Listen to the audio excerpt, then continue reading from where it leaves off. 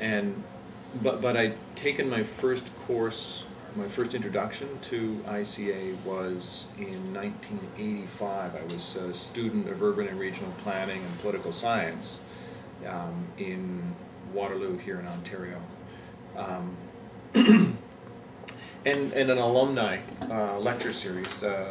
The Someone who turned out had been or was on the board of ICA Canada was also as an alumni of the same program. Who is that? And this is Suzanne Jackson. Suzanne Jackson. She was very active with the board throughout the 80s and the 90s, into the 90s. So she'd come back, talked about some healthcare reform work that she'd been involved with through the 1970s.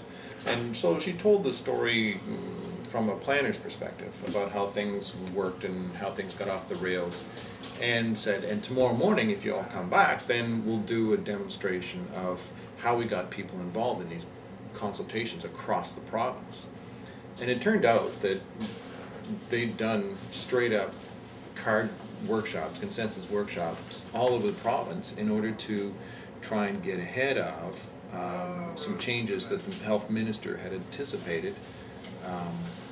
The health minister at that time had said, you know, it doesn't take a crystal ball to see that costs are going to go through the roof and care is going to go down, and he could sort of read the handwriting on the wall, and started these massive consultations. So she did a card workshop on some, I don't know, we just picked some global issue to solve. You know, how can we solve world hunger? And you get all these young student minds, and oh my God, we could do this. It was really exciting.